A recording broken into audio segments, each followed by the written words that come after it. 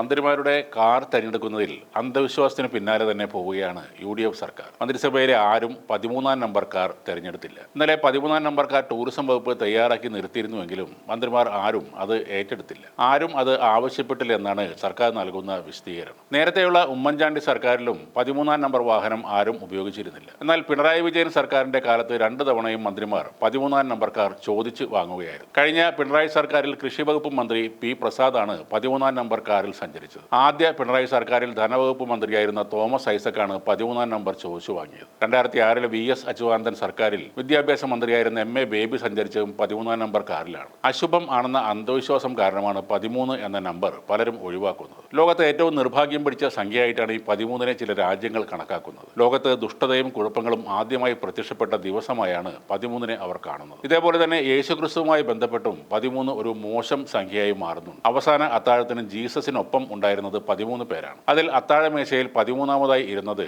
യൂദാസ് ആണെന്ന് പറയുന്നു. ഈ വിശ്വാസവും 13-നെ വെറുക്കാൻ ഒരു കാരണമായി മാറി. യേശുക്രിസ്തുവിനെ കുരിശിൽ ഏറ്റുന്നത് തൂക്കിലേറ്റുന്ന ദിവസം എന്നറിയപ്പെട്ടിരുന്ന വെള്ളിയാഴ്ചയുമാണ്. അങ്ങനെയാണ് 13-ാം തീയതി വെള്ളിയാഴ്ച ഏറ്റവും ദുശകുനം പിടിച്ച ഒരു ദിവസമായി മാറുന്നത്. ദുരിതങ്ങൾ നോക്കിയാൽ ചന്ദ്രനിൽ ഇറങ്ങാനുള്ള ദൗത്യവുമായി യാത്ര തിരിച്ച അപ്പോളോ 13-ൽ ഓക്സിജൻ ടാങ്ക് സ്ഫോടനമുണ്ടായത് ഒരു ഏപ്രിൽ 13-നാണ്. തുടർന്ന് ദൗത്യം പൂർത്തിയാക്കാതെ അപ്പോളോ ഭൂമിയിലേക്ക് മടങ്ങി. പ്രശസ്തമായ Friday the 13th stock market crash ഉണ്ടായത് ഒരു വെള്ളിയാഴ്ച 13-നാണ്. അമേരിക്കയുടെ ചരിത്രത്തിലെ 2ാമത്തെ വലിയ സ്റ്റോക്ക് മാർക്കറ്റ് ഇടിവായിരുന്നു മിനി ക്രാഷ് എന്നറിയപ്പെടുന്ന ഈ ഇടിവ്. അതുണ്ടാക്കിയ പ്രത്യാഘാതവും ചെറുതല്ല. വിൽക്കാനും വാങ്ങാനുമുള്ള ഭയം കാരണം ആ ദിവസം മുതൽ ഇന്ന് വരെ വെള്ളിയാഴ്ചയും 13-ഉം ചേർന്നു വരുന്ന ദിവസങ്ങളിൽ വിപണിയിൽ വലിയ ഇടിവാണ് രേഖപ്പെടുത്തുന്നത്. 2ാം ലോക മഹായുദ്ധകാലത്ത് ബക്കിംഗ്ഹാം കൊട്ടാരത്തിൽ ജർമ്മൻകാർ 5 ബോംബുകൾ ഇട്ടത് ഒരു സെപ്റ്റംബർ 13-നാണ്. കൊട്ടാരത്തിന് നേരെയുണ്ടായ ഏറ്റവും വലിയ ആക്രമണമായിരുന്നു അന്ന് നടന്നത്. ചരിത്രത്തിലെ ഏറ്റവും വലിയ പ്രകൃതി ദുരന്തങ്ങളിലൊന്നായി കണക്കാക്കുന്ന ഭോല ചുഴലിക്കാറ്റ് ബംഗ്ലാദേശിൽ നാശം വിതച്ചത് 1970 നവംബർ 13-നാണ്.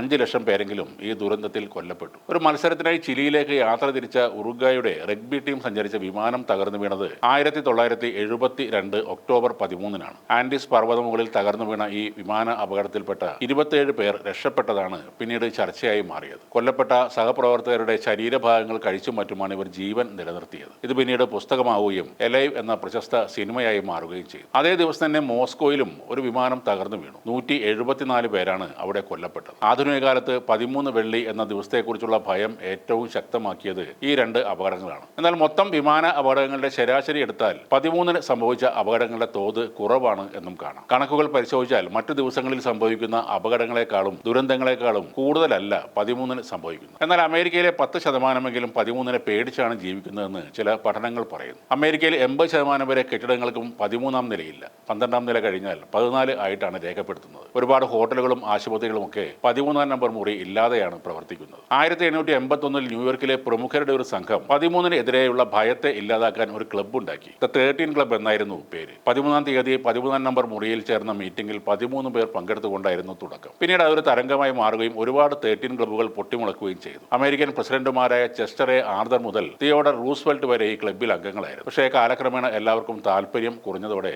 ഈ ക്ലബ്ബുകളും ഇല്ലാതായി. എന്നാൽ ചില രാജ്യങ്ങൾക്ക് 13 എന്നത് ഭാഗ്യ നമ്പറാണ്. ഫ്രാൻസ് പോസ്റ്റ് കാർഡുകളിലും മറ്റും ഭാഗ്യ നമ്പറായി 13-ന് സ്ഥാനം കൊടുക്കുന്നു. ഗ്രീസിലും തായ്ലൻഡിലും ഇന്ത്യയിലുമൊക്കെ 13-ന് നല്ല സമയമാണ്. ഗ്രീക്ക് മിത്തോളജിയിൽ ശക്തനായ സ്യൂസ് ദേവൻ 13-മനാണ്. അതിനാൽ 13 ധൈര്യത്തിന്റെയും ദൈവികതയുടെയും സംഖ്യയാണ് അവർക്ക്. തായ്ലൻഡ് കലണ്ടറിൽ അവരുടെ പുതുവർഷം വരുന്നത് ഏപ്രിൽ 13-നാണ്. ഇന്ത്യയിൽ 13 എന്നതിന്റെ സംസ്കൃത വാക്കാണ് ത്രയോദശി. ഹിന്ദു കലണ്ടർ പ്രകാരം മാസത്തിലെ 13-ാം ദിവസം അഥവാ ത്രയോദശി തിഥിയിലാണ് ശിവാരാധനയിൽ ഏറ്റവും പ്രധാനപ്പെട്ട പ്രദോഷം വരുന്നത്. ഈ ദിവസം ഭക്തർ പ്രദോഷ വ്രതമെടുക്കുന്നു. കുംഭമാസത്തിലെ 13-ാമത് ദിവസമാണ് ഇവിടെ മഹാശിവരാത്രി ആഘോഷിക്കുന്നത്.